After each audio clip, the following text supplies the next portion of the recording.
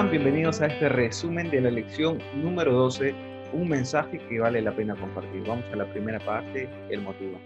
Dos jóvenes conversaban y de repente uno de ellos vio a un anciano caminar. Él dijo a su amigo: ese hombre que tú ves allá es un ciego. Para sorpresa de los amigos, este ciego iba llevando una lámpara. La curiosidad los llevó a acercarse y preguntarle: Señor, si usted es ciego, ¿por qué tiene que llevar una lámpara? Si en todo caso, pues no le va a ser de utilidad.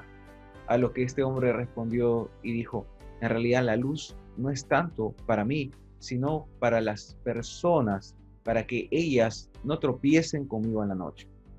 Compartir la palabra de Dios no solamente nos da el conocimiento y el camino que debemos seguir, pero también llega a ser luz a los demás para que ellos puedan conocer la verdad. Durante esta semana hemos estudiado este mensaje hermoso que tenemos como iglesia, un mensaje que vale la pena compartir. El versículo de memoria de esta semana se encuentra en Apocalipsis, capítulo 14, versículos 6 al 7, que dice lo siguiente: vi volar por en medio del cielo a otro ángel que tenía el evangelio eterno para predicarlo a los moradores de la tierra, a toda nación, tribu, lengua y pueblo, diciendo a gran voz: temed a Dios y darle gloria, porque la hora de su juicio ha llegado. Adorad a aquel que hizo el cielo y la tierra y el mar y las fuentes de las aguas. Queridos amigos, como iglesia tenemos un mensaje precioso que compartir. Y vamos a resumir lo que hemos estudiado en esta semana en 3 puntos principales. El primer punto tiene que ver con el protagonista y siempre será Jesús. El mensaje es Cristo. El mensaje no se trata de algún evento o alguna doctrina de manera teórica, sino se trata de una persona y esa persona es Jesús. Veamos el primer texto en esta sección. Segunda de Pedro, capítulo 1, versículo 12, nos dice lo siguiente: por esto, yo no dejaré de recordaros siempre estas cosas, aunque vosotros las sepáis y estéis confirmados en la verdad presente. ¿Cuál era la verdad presente de la que hablaba Pedro? Estaba hablando del ministerio, estaba hablando de la muerte y de la resurrección de Cristo. Esta siempre será una verdad presente. Siempre es necesario recordar. Es más, Elena G. White nos invita a espaciarnos diariamente en aquellas escenas de la cruz. Bueno, podemos decir además también de que el mensaje de la Biblia siempre está apuntando hacia Cristo. Cuando leemos Juan capítulo 1, versículo 29, encontramos en palabras de Juan el Bautista lo siguiente: el siguiente día vio Juan a Jesús que venía a él y dijo: he aquí el Cordero de Dios que quita el pecado del mundo. La Biblia habla del problema del pecado, pero más importante que el problema del pecado es la solución al problema del pecado. Y la solución tiene un nombre y se llama Jesús. Ahora Jesús vino, Jesús murió, Jesús pagó, Jesús ascendió, Jesús intercede por nosotros, pero Jesús también volverá. Cuando vamos a Apocalipsis capítulo 1, versículo 7, leemos: he aquí que viene con las nubes y todo ojo le verá, y los que le traspasaron y todos los linajes de la tierra harán lamentación por él. Sí, amén. Qué hermoso. Toda la Biblia gira en torno de Jesús, al ministerio que él desarrolló, lo que hace ahora, a su pronta venida y sobre todo y central a lo que hizo por nosotros en la cruz. Así que cuando tenemos un mensaje importante y valioso que compartir a las personas, no pensemos tanto en lo que pueda ser importante, pero secundario, delante del mensaje principal, que es presentar a Jesús, presentar a Cristo. En segundo lugar, vemos también algo muy importante estudiado en esta semana, y es el tema del temor a Dios. Vamos a leer Eclesiastés capítulo 12, versículo 13 y 14. Esta es la conclusión del sabio en su libro de Eclesiastés. Él dice lo siguiente: el fin de todo el discurso oído es este: teme a Dios y guarda sus mandamientos, porque esto es el todo del hombre, porque Dios traerá toda obra a juicio. Mira qué interesante, está conectado el temor a Dios con el juicio, está conectado el temor a Dios con la obediencia. Ahora, ¿qué es el temor a Dios? No vamos a confundir el temor a Dios, no es ese miedo, ¿no? Ese miedo que generan esas películas de terror o alguna fobia, ¿verdad? El temor a Dios es tomar en serio a Dios, es creer a Dios, es confiar a Dios. En ese lenguaje nosotros entendemos el concepto bíblico de temer a Dios. Cuando vamos a Apocalipsis capítulo 14, versículo 12, encontramos lo siguiente, ¿no? Aquí está la paciencia o la perseverancia de los santos, los que guardan los mandamientos de Dios y la fe de Jesús.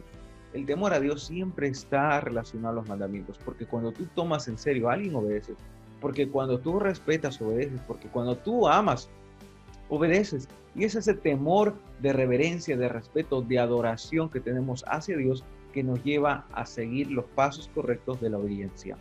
Hechos capítulo 9, versículo 31 nos dice también: entonces las iglesias tenían paz por toda Judea, Galilea y Samaria, y eran edificadas andando en el temor del Señor y se acrecentaban fortalecidas por el Espíritu Santo. Qué hermoso, ¿no? Mire qué tenían las iglesias, tenían paz. El temor a Dios genera paz, ¿eh? Si tú dices, yo temo al Señor, pero no tienes paz en tu corazón, creo que no estás realmente experimentando el temor a Dios. Porque el temor a Dios, el verdadero temor, genera paz y tranquilidad en el corazón. No solamente eso, nos dice el texto que el temor del Señor crecía en ellos y eran fortalecidos por el Espíritu Santo. No podemos tener temor a Dios estando desconectados del Espíritu Santo. Es más, es el Espíritu Santo que nos guía a Cristo y que nos lleva en obediencia y que nos da paz y fortaleza y edifica la iglesia. Entonces, el Espíritu Santo con el temor al Señor están siempre vinculados. Vamos a la última parte de resumen de esta lección que tiene que ver con la adoración. Bueno, podemos mencionar lo siguiente, y este texto es muy importante. Apocalipsis capítulo 14, versículo 8 dice: otro ángel le siguió diciendo: ha caído la gran ciudad, porque ha hecho beber a todas las naciones del vino del furor de su fornicación. Evidentemente, aquí está hablando en lenguaje simbólico, a las grandes mentiras que finalmente se suscitarían y que llevarían a todo el mundo en una unión pagana en contra del pueblo de Dios. Lo que va a hacer que todos estén unidos serán esas grandes mentiras figuradas aquí en el vino de la fornicación de Babilonia, en la cual muchos se embriagarán. Cuando Dios creó al hombre, lo creó para estar en estrecha relación con él. La serpiente, Satanás, apareció en el huerto para sembrar dudas y alejar de Dios. Es ahí donde empieza este tema de la mentira. Y Satanás es un astuto y experto en la mentira para engañar a muchas personas. Y una de las grandes mentiras y uno de lo que quiere provocar Satanás es en cuanto al tema de la adoración.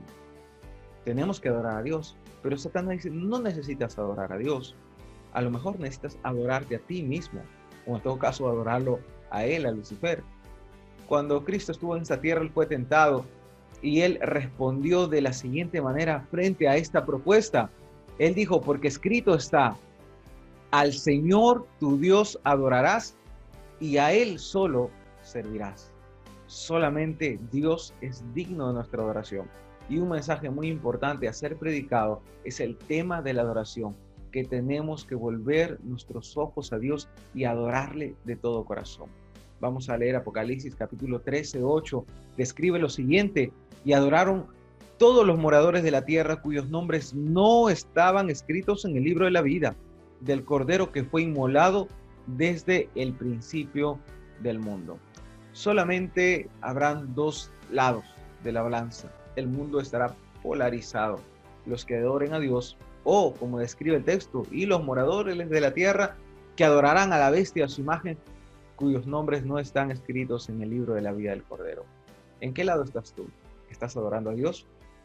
Te animo a que puedas buscar al Señor de todo corazón, cada día, cada mañana, y adorarle como Él merece ser adorado. Vamos a la tercera parte, que tiene que ver con algunas preguntas de reflexión. A la aplica.